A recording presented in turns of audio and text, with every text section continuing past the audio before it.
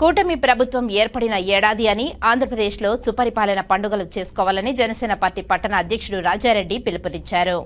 Tirupati press క్లబ్లో జరిగిన media సమావేశంలో ఆయన మాట్లాడారు. కూటమి ప్రభుత్వం గత ఏడాది కాలంలో ప్రజలకు మంచి పాలన అందించినందుకు గాను శుభసూచకంగా బుధవారం సాయంత్రం రాష్ట్ర వ్యాప్తంగా ప్రతి ఇంటి ముందు దీపాలు వెలిగించి దీపావళి పండుగను అలాగే ముగ్గులు వేసి సంక్రాంతి పండుగను నిర్వహిస్తున్నట్లు తెలిపారు.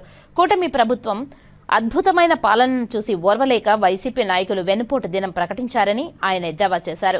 ఈ ఏడాది కాలంలో కేంద్రంలో మోదీ, రాష్ట్రంలో చంద్రబాబు నాయుడు, పవన్ కళ్యాణ్లు ప్రజలకు ఇచ్చిన హామీల ప్రకారం అన్ని పథకాలను అమలు చేశారని అన్నారు. దీనిని చూసి వైసీపీ నాయకులు వెన్నుపోటు దినోత్సవంగా జరుపుకోవాలని ప్రకటన చేయడం హాస్యాస్పదంగా ఉందని తెలిపారు. కావాలంటే బాబాయి గుండుపోటు దినోత్సవం లాంటి పండుగలు జరుపుకోవాలని సూచించారు. గత 5 సంవత్సరాలలో వైసీపీ ప్రభుత్వం రాష్ట్రంలో అరాచక పాలన అందించిందని, రాష్ట్రాన్ని అప్పుల పాలు చేసిందని విమర్శించారు. ఈ సమావేశంలో జనసేన పార్టీ నాయకులు పాల్గొన్నారు.